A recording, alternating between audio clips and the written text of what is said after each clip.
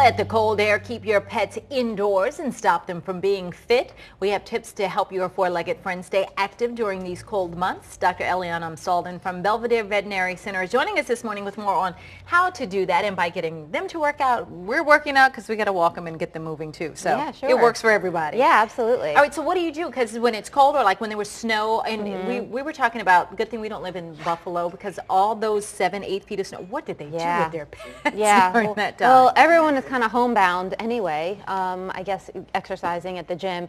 And there is always the option of treadmill training your dog, which is a lot of fun to do. And when you get them used to it, it's pretty funny.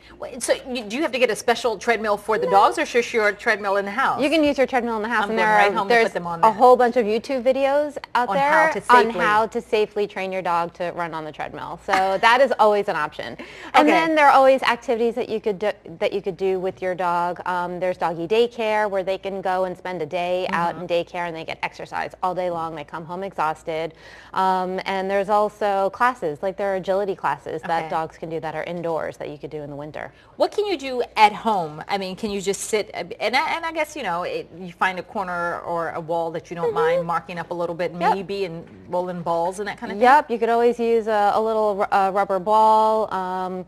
You could go up and down the stairs with the dog, and, you know, things like that. You could, lights, flashlights. They love chasing lights, just like a cat loves to chase lights, because you have to exercise your cat too.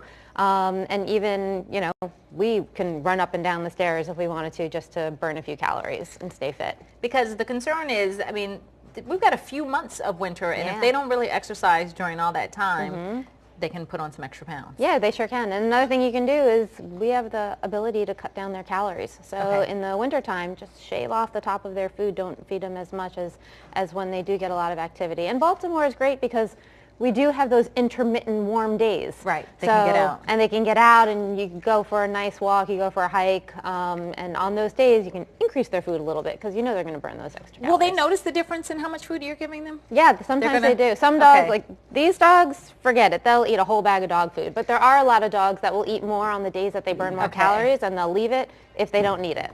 Interesting. Yeah, I don't think my dogs leave anything. If it's in the bowl, they're eating that. All right, well, if you have questions about your pet, about working them out or anything, Dr. Amstalden is going to join us again during Good Day Baltimore to answer those pet questions. In the meantime, that's happening in about 20 minutes, but in the meantime, you can send us a tweet or post your question on our Facebook.